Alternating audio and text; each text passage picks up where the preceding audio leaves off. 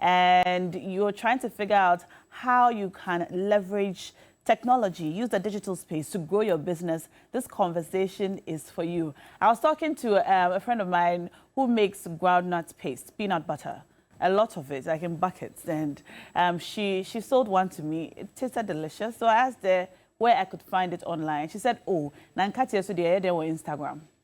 And I thought, interesting. Maybe our learned guest can better explain how not all businesses can leverage technology and digital space, or in Katia and others don't belong there. My guest in the studio today is Stephen Nasser-Boadi. He's the best to ever do it, and he's here to teach us. Hi, Stephen. Not to teach you, have a conversation. Have a conversation. All right. Good to see you now. Great to see you. Always. It's always good to listen to you. I always learn something new. Thank you. So my friend makes Nkatie. Yes. She says Nkatie today they were Instagram. You see, that's the problem. First off, good morning, everyone.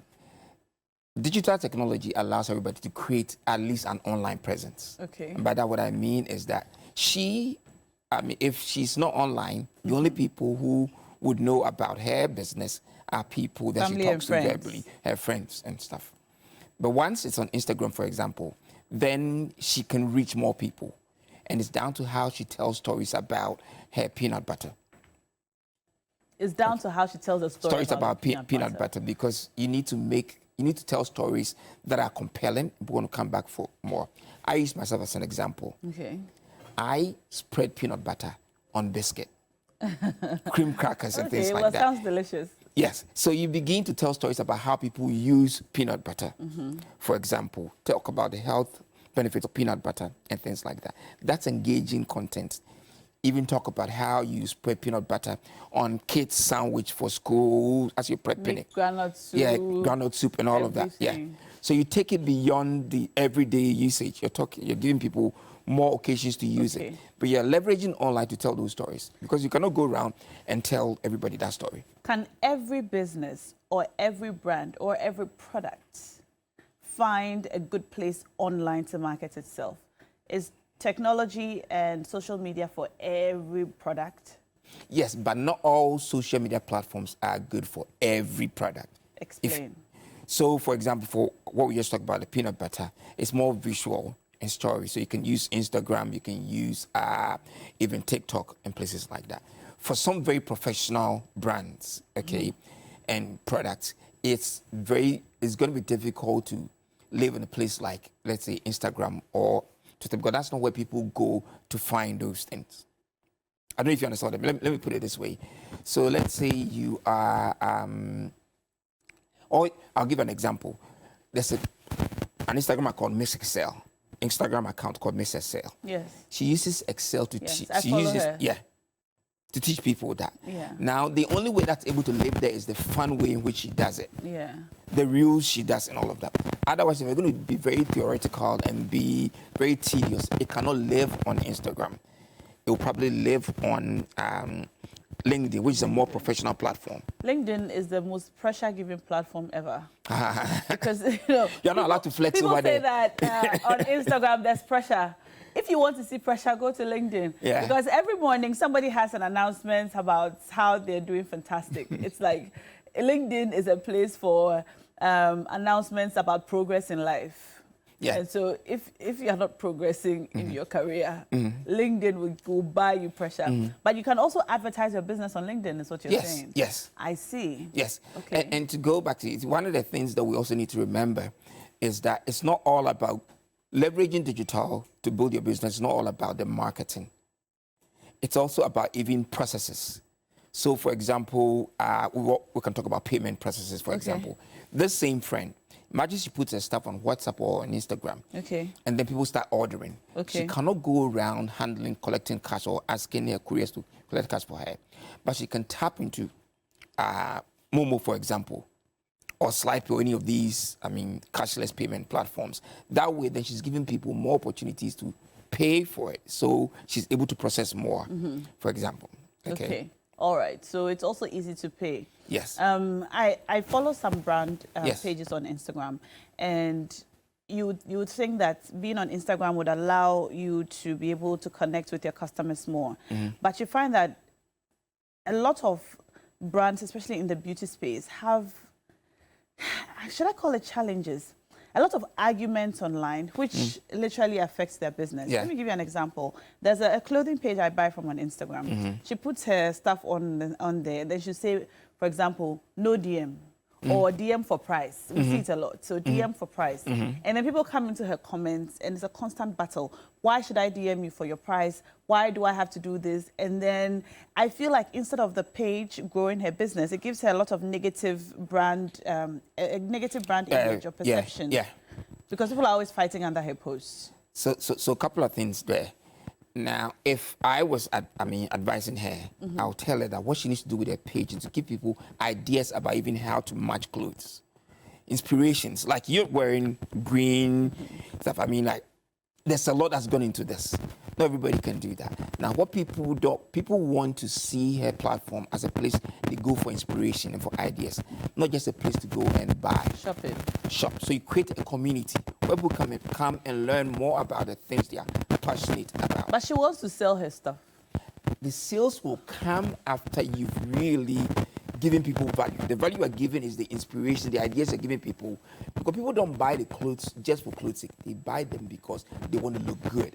They want to look certain. So give them inspiration, give them ideas on how they can do that. Okay. Now, after they've done that, they will know, this is the go-to person for clothes that will make me look All right. good. Now, if you are an SME and you're watching and you want to use a digital space, it's not free. We'll shortly learn about sponsored ads and how to use money here and there to push your products and your page. So how about we cash out? You make some 2,000 Ghana cedis and then we'll continue the conversation. Dial *439# if you haven't already. This is how you win 2,000 Ghana cedis on the show today. All right, we'll take our first draw. Let's see. All right, if your number is 0591976***, you've won 2,000 Ghana cedis. How are you feeling about that? If you're on MTN or Vodafone, you can win too. Dial *439# and win 2,000 Ghana cedis this morning on the show. All right, *439#. That's the number to dial. We have 2 more draws before we say goodbye today. So dial now and win. All right. So you're a business on social media, and you're posting your post, but no one is seeing it. You post, you go through 4 hours of creating a beautiful reel, and then you get 4 likes. Next reel, 3 likes. Next reel, 10 likes, and you're wondering, why am I wasting all this time creating this content when people are not interacting with it? How can you get your content to be seen by more people? Nana say. All right. So first thing, online is a crowded space. Okay. And people are like screaming and baiting for attention. So the first thing to do is make sure your content is engaging and it gives value.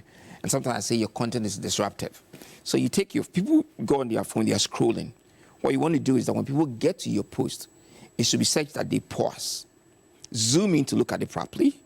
If it's on Instagram, for example, we see the pictures or video before we get to the text. Yeah. So they will see, they will engage them, they want to click on see more and look at it, and then maybe even share it. That's the starting point. But also because it's a crowded space and what we call organic reach, as in the number of people who will see your post organically without you paying is so small, sometimes even under 0.5%. What we say is that online is pay to play space. What that means is that you need to put a bit of money behind it to reach the people that you want. So you create the audience that you want to start an ad. Well, a lot of people, the mistake people make is that they hit that blue button called boost post.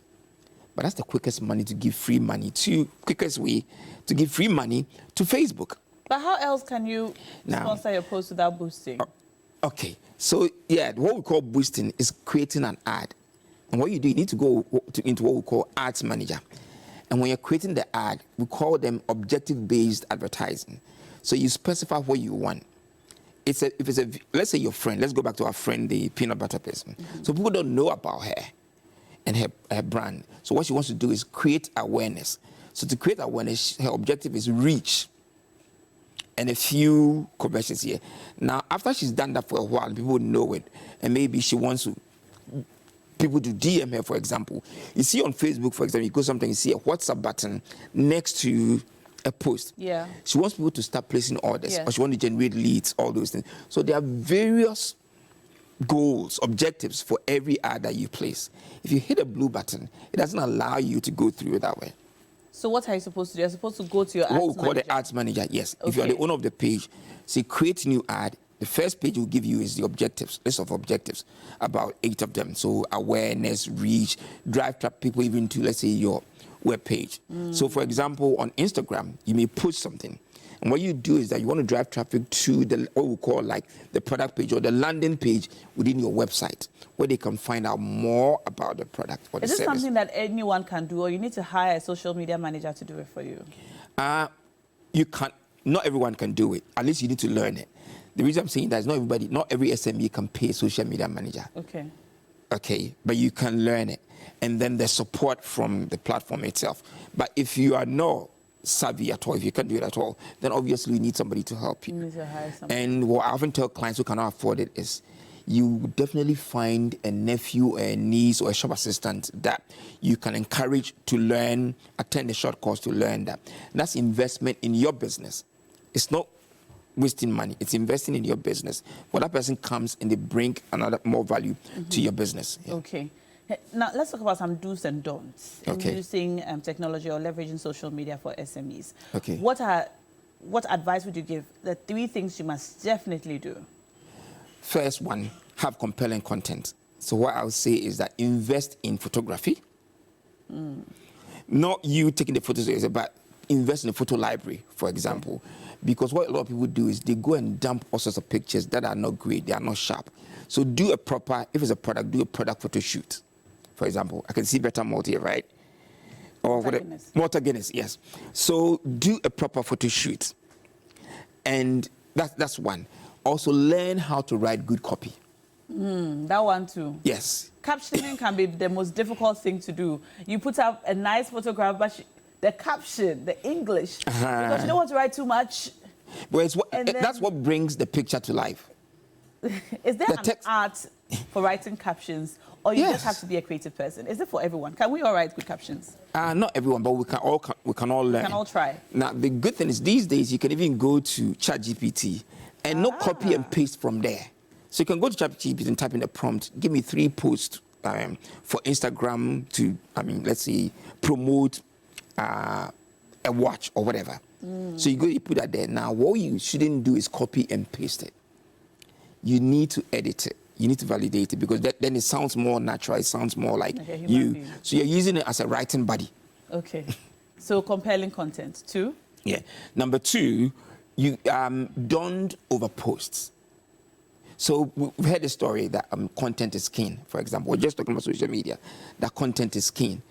Yes, content is what we need, but then don't create content just for creation's sake, because sometimes it can be an overload. Spam. You're Yeah. spamming people. And even WhatsApp, let's use WhatsApp for example. What people do is they wake up in the morning, they will post over 50 pictures on their, WhatsApp account, sending to people then. Instead of, for example, using WhatsApp Business and creating a catalog. That way the people don't have to spend too much money to download, too much data to download all your images. So what they will do is they will mute you. So that's the second one. Don't spam people. Immediately. Archive you immediately. We all do it because you are spamming people. Yeah. Number 3, and that's not in any particular order, but number 3 is, yes, social media is free. Anybody can do it. But you need a strategy to be able to do it. Okay, so don't just go and do things in random.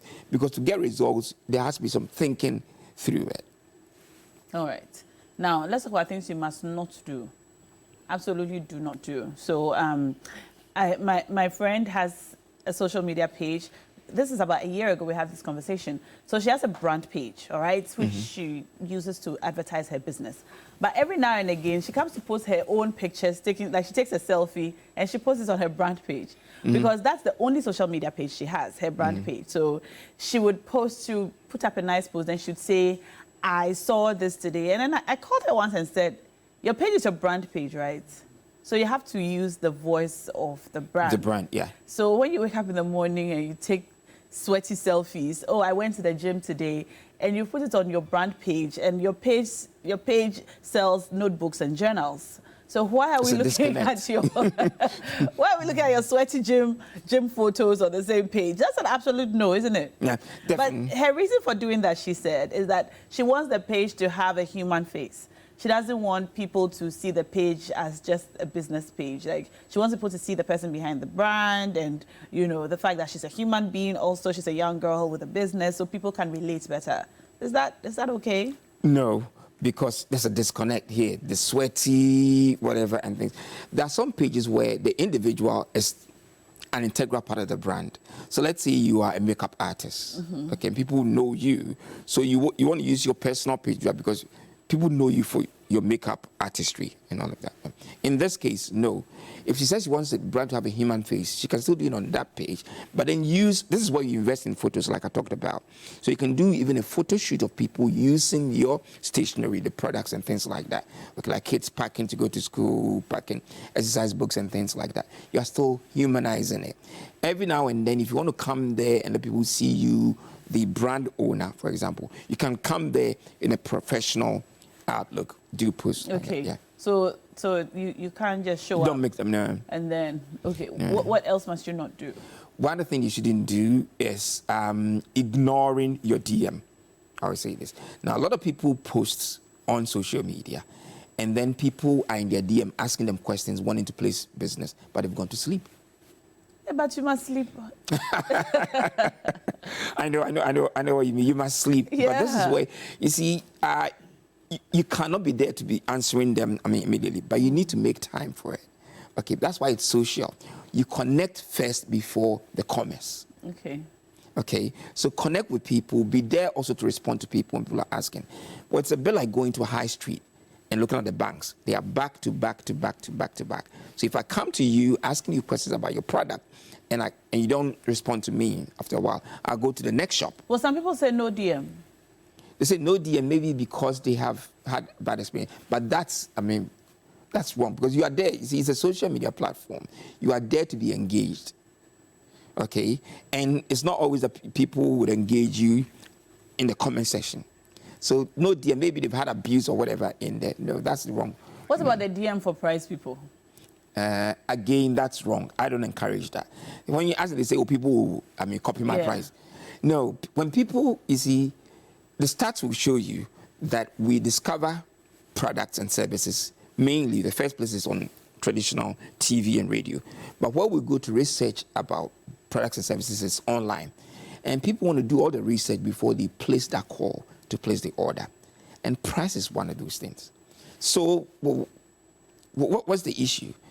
There are people who clone brand pages and scam people. So they will take... So I own a brand page. I put up my shoes and so on. There's a page that's cloning my page. Yeah. They will take the same picture and put it on their page. And so when you add a price to it, they would copy the price. And it legitimizes their post. Because then someone who's looking or shopping for prices might go to your page, come to my page, and say, oh, okay, it's competitive. The price is like the normal price. And then they might go to the scammers page and order and get scammed. That's what one clothing store told me about why they don't put up their price. I don't think it's good enough because people would always, want to research and find out the price before they come to you. Now, what you just talked about is one of the reasons why we always encourage people to verify their accounts. Okay, and verification used to be seen as some kind of like a badge to say that you are a celebrity or whatever, but it's just to say that you're authentic, you're the real deal. So verify your page. Number two, the photos. People still, and a lot of fashion designers I know will say, oh, this is my design, somebody stole it, whatever. This is why, what we call the lockup, the image. Normally we say that put your logo somewhere on the account. So when people steal it, it goes with the logo. The logo, okay. All right. Okay, now, let's talk about influencers nowadays. Yes. We see that a lot of big brands are using influencers. Influencers are literally taking over the television marketing budgets and so on. Now, first, how important or does using influencers mean that you would actually reach your marketing goal? If you do it very well. Okay. Okay. I think the challenge is that there are some brand owners who just go for big names without a connection. without a connection. Okay. If you don't mind me picking on you. I mind. We've worked on various things, so I can talk about those. Okay, go ahead. So, for example, for a lot of young moms, you are an inspiration. Okay. So when you do stuff for, let's say, Yamvita, or you do stuff for Cousin's Baby, there's a connection there. You understand what I mean? So it's not just about the numbers. It's about the connection. Okay. Now, the reason why influencer marketing is important is that people want to go beyond ads. When they see ads, they know it's a catch. But here you are telling stories about your experience with those products and services. So it's believable, it's compelling. And that's why brands need to be careful who they choose to work with as an influencer and not just go for the numbers. Now, interestingly, this week I'm running a couple of trainings for an agency. And what we're looking at is how brands choose influencers. Okay. How do brands choose influencers? So number one, you need to do a lot of research on the influencer and see what they are known for, what they are vocal about. Okay, can they also create content? But they have to create content that's authentic. We've had instances where somebody will come and say, now say, send me something to post for this brand that I'm working on, my client. They can't create authentic content themselves. But as a friend, I'm going to embarrass it. As a friend that you and I know, who, when she was working for a bank, would go to, let's say, the restaurant, then she will whip out her card and say, this is contactless, whatever, and then do a nice ad about it. She did another ad for a phone where she was talking about how she was DMing Messi about the World Cup final. You see how authentic and how genuine that type of content is. So you don't even see that she's promoting a card, a bank card, or she's promoting a phone. So a good influencer should be able to create content that resonates naturally. And it's authentic. That's number two. You should, and a good influencer should also be committed, have the right ethics, and even understand consumers. I tweeted something recently that it's good to see some of our friends, like Giovanni, for example, go and do a marketing degree. So now he understands consumers. So when he's working with you, an influencer like him is an extension of your marketing department. So look for people like that. Okay. Now, an influencer should also be committed to the brand. There are some people, some influencers whose brands have been diluted in this town. Forgive me. So they are everywhere. And they are working for everybody. So, and they are not loyal even to the brands that they've signed up to. You should look for long-term contracts, not, 1 month, post something for me. So if after posting for you, a competitor comes to me, I'll take the money and post for them. Your followers can see you've gone for the money. Okay. So there's more to it than just someone with the numbers. But the truth is, you want more people to see your product. And if you go for someone who has the people, then the people will see. You remember we were talking about objectives earlier? Yes. So every brand, every product at some point goes through phases. At some point, maybe we want just awareness. I know this one, they've just introduced the clear bottle, for example. So they want people to see it. So it's awareness they want to create about this, for example. Water Guinness, they want to do that. So in this phase, it's all right to use big influencers, give you the eyeballs. Just to see. I've done stuff where I'll give a kit for hair relaxer to somebody to just throw it on the bed when they're packing for a trip. Then the camera will pan onto that. And people will see, oh, there's a new box there. It's creating awareness. But once you've gone beyond that, at some point, you want conversion, you want believability. People, once they know about it, will ask, so this one is now Shoko, the person I can go to for tips about even looking good in my Ghana wear. You understand what I mean? So you're not just, and you've done stuff for, I don't want to mention names, for some clothing brands, for example. And it's because people know you and they know that you can rock it. Absolutely, I can. Thank you. So it depends on what your goal is. But how can I even know what my goal is? Because I know for the big companies, you have a whole marketing department and a marketing budget, and you have consultants who would help you. But for SMEs, we don't even know what the marketing goal should be. I have a product. I want people to buy my product. So how can you draw up your marketing goals so that if you hire an influencer or you go on social media, you would know how to build your campaign? So it sounds big, but it's simple. So if they don't know, question you ask them is, can I speak Twi? Yes. Product microphone. Microphone. That's a very small market. But once you're going online, you are reaching a bigger market, for example. And so you tell them, well, maybe the place to start is creating the awareness, looking for reach. We'll still get some conversion, but that's in sales. But that's not what we are measuring ourselves by. So we'll give it, let's say, 3 months, run that to create the awareness, and then the leads can follow, the sales can follow. So after that, you run even what we call lead ads, for example, where your ad will be shown only to people who are likely to buy your product, and then you get their contacts and you follow up. Okay. Yeah. All right. So it's not that complicated. No. You just need to have a good understanding of what you want and run through. As a brand owner, can I be the influencer for the brand? Yes. Okay. Yes. Because, I mean, like I said earlier, some brands are tied to the owners themselves. Owner. Yeah. I mean, especially a lot of beauty brands, for example. I know some makeup, brand owners who are the people that the whole brand is put around. But it cannot be just you. Because remember, we want believability. So this is where you bring in people who are also respected people. Plus, you leverage other influencers so you can tap into their followers, their audience. It's not just about you. Does negative advertising work for SMEs?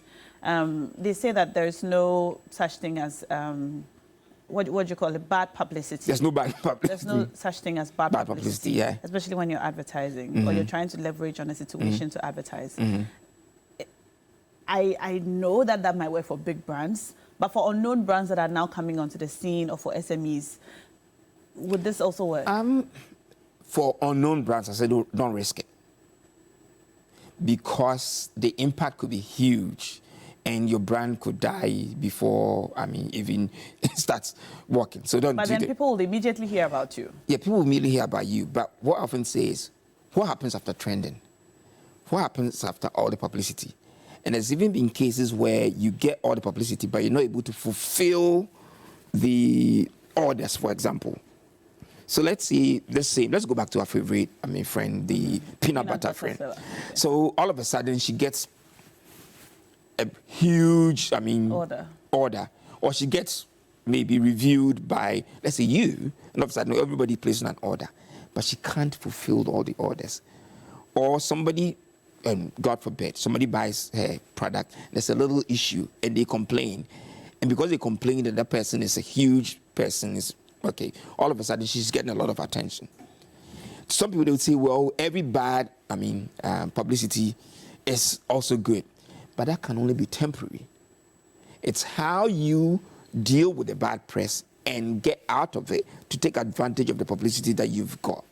Okay, so it's not always good. No, so long term, even for big brands, long term, you don't win just by, banking on bad publicity. Okay, let's talk about copying. Yes. Okay, so a lot of small businesses may tend to copy bigger businesses that do similar things like them. So there's a brand like Malta Guinness. It's doing well. Everybody loves it. Everyone is talking about it. There might be a smaller brand that makes maybe Sobolo, which is also a drink. And so I go onto the Malta Guinness page and see all the things that are working for Malta Guinness and try to replicate them. And I've seen this happen a few times, especially with makeup brands. Since you keep mentioning makeup, we just use makeup. So a lot of young makeup artists will go and sit on the page of another makeup artist who's doing well and try to replicate their content because it's working for them. Does this always work? Not always. And what I'll say is the best thing to do is take inspiration from them, from what they are doing. Okay, so learn from it and say, okay, so how can I do this on my brand? Okay, so you're taking inspiration. Because, you see, your customers are very savvy. They can tell when you are being lazy and you're just going to copy. And let's say there are a lot of lazy marketing people in this town.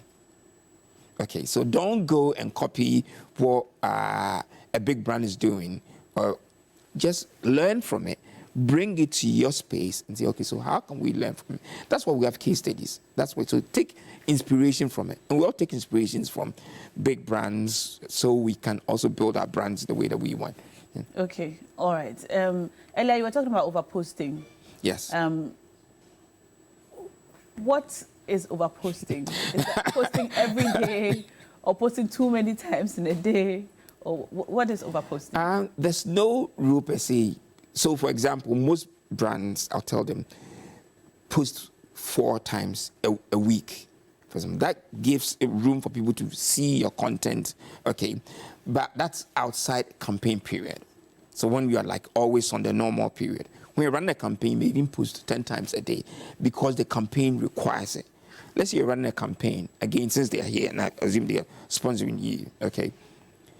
When we run a campaign, and want to put back what we call user-generated content. So we're encouraging people, giving away products. People are taking pictures and sharing them with us. Yeah. So we want to share them on our platform. Okay. So in a day, we may even post 50 times. That's all good. It was a campaign period. Okay. But outside the campaign period, when, for example, you're creating awareness or you're educating people, don't do that. You don't have to post too many times in a day. The best way to look at it is look at your analytics and see how has it been working over a period. So look at the back end of your platform. All right. Now, let's talk about jumping on trends. We see a lot of brands jumping on trends. So right now there's a trend called Of Course. I work at TV3. Of course, I love my job. Yes. I drink water Guinness. Of course, I'm always refreshed. Now, we see a lot of brands jumping on it. Is it a good thing to do, seeing as these trends would last for so long, a week or two, and then these trends die off? It's good because it gives you awareness. Okay. You know, when there's a trend, you're using a hashtag, for example, what it means is that people will see your post in the same conversation. So when you look, that's in there. But because it's also a trend, everybody's jumping on. It means it's a crowded conversation. You understand what I mean? So your content should be great. Your content should be content that is disruptive. People will see. Otherwise, people will say you're being opportunist. Okay. You're just jumping on a trend. Okay. And sometimes also you find that the brand has nothing to do with the conversation that's going on. Let's say there's something to do with school kids and there's something trending. All of a sudden you find a condom brand joining the conversation. What are you doing there? What are you doing in that space? Yeah. Okay. Since you mentioned hashtags, let's talk about hashtags. Yes. How do we use hashtags? Hashtags are used to kind of like generate conversation so people can see the same conversation, the same thread, if you can put it that way. The best way to do it is to keep it short and keep it memorable. Okay. Because if it's not short and memorable, people will start misspelling things and creating variations so you can see all the conversation. That's one. Must we always hashtag when we post? No. Yes, I'll say so that people can see all your conversation. Okay. So, but sometimes we overuse them. Okay. Use too many. So I'm an influencer, for example. Yeah. If I were posting for TV3, I'd hashtag TV3 New Day. Yeah. Do I also have to hashtag Nash Okoh and hashtag New Day? No, you don't need to do your name because it's you who's posting it. Because we see influencers hashtagging their names as well when they are posting for brands. So maybe Harold Amenya will hashtag ALX, hashtag Harold Amenya. Is that? Well, what they're doing is that they are trying to create more awareness. So they are probably not big enough. So they now want to be seen. They want their names to be seen in those conversations. Okay. You can do it for a while. So it's not a bad thing. It's not a bad thing. But once you've gone over a period, you have the huge following, then it's overdoing it. Okay. What I was going to say was that for brands in particular, when you are... this morning I was listening to a conversation. Do you know the official hashtag for the All Africa Games? I was looking for it today. That's my problem. Hashtag All African Games and hashtag All Africa Games and hashtag Accra 2023. So you think of all the possible... I was looking for all the possible ones. Now, what you should do is when you announce the event, when you launch the event, when you launch the product, communicate the official hashtag. So what is the official hashtag? I think it's Accra 2023 something. Because this is one of the hashtags I looked for. Yeah, but you get my point. Yeah. So you are running a campaign and you launch the campaign, you don't communicate the official hashtag. I watch D-Trash. I can't get the official hashtag for D-Trash wrong. But it's been clearly communicated. It's everywhere. Giovanni is saying it multiple times. If you're launching a brand, whatever, you communicate it. So that's what we do. Same thing, even for national things. So there's December in GH, there's whatever. So we can't see all the conversation together. But when you communicate it, then you are inviting people to join the conversation and use the official hashtag. So you can sit there and track, be able to review all the conversation and participate. Final question about influencers. Is it advisable to use controversial influencers in advertising or marketing online? If you want to risk it, as in just the eyeballs are what you want, okay? The reason I'm saying that is that influencers have a reputation. It's a controversial. And eventually, when people come around to making decisions about buying it, they will decide whether or not this is an influencer that I want to, whose product I want to be associated with. Okay. So if it's just temporary, you just want the noise, you just want the awareness. So let's say I have a new phone. I've launched a new range of phones. I'm really struggling to get the awareness. People to know them. I might consider using a controversial influencer because I know once he posts, everybody will hear about it. Okay. So it's not a bad thing in itself. No, if all you're looking for is awareness. Remember we said you go through from awareness to, consideration to commercial, all those things, yeah. Okay, all right. Those are all the questions I have for you today. Is there something you'd like to add which I haven't asked? Just a couple of things I wanted to add. That leveraging digital is more than just social media and websites. So we've talked about even, for example, leveraging mobile payment platforms to be able to manage cashless. The other thing is also even leveraging technology to save on rent, for example. So there are a lot of SMEs that cannot afford a big space. Okay, but people can work from home. But you're leveraging technology, connectivity for people to work from home. So your staff can be working from home. Leverage technology also to collaborate with people to build your business. So, for example, the people that you are working with, also, they are all outside, but that's not a problem. To even save meetings and things, SMB, time is precious. So you can even be leveraging Zoom to conduct your meetings so that you are saving on things. So it's more than just social media when it comes to leveraging technology. Okay, it's more than just social media. Thank you so much. That's Stephen Nasser Boydi. Good to see you. We've been talking about leveraging technology, really. If you're an SME, you're looking to grow your presence online and so on. It's important to do so, and these conversations are important to have. Learn about influencer marketing, the use of hashtags, how to post, not to post too much. It sounds like a lot, but if you take your time, you'd be able to properly use technology to build your business. I've been talking to Stephen Nasser Boydi. He's a communications, marketing, digital consultant. He knows everything about the digital space, and he would never let you down. You're watching TV3 New Day. Still to come is a big conversation with Celestine Donkor. I saw a music video of her recently looking very guy. She'll tell us all about that and more. Stay tuned. We'll be right back.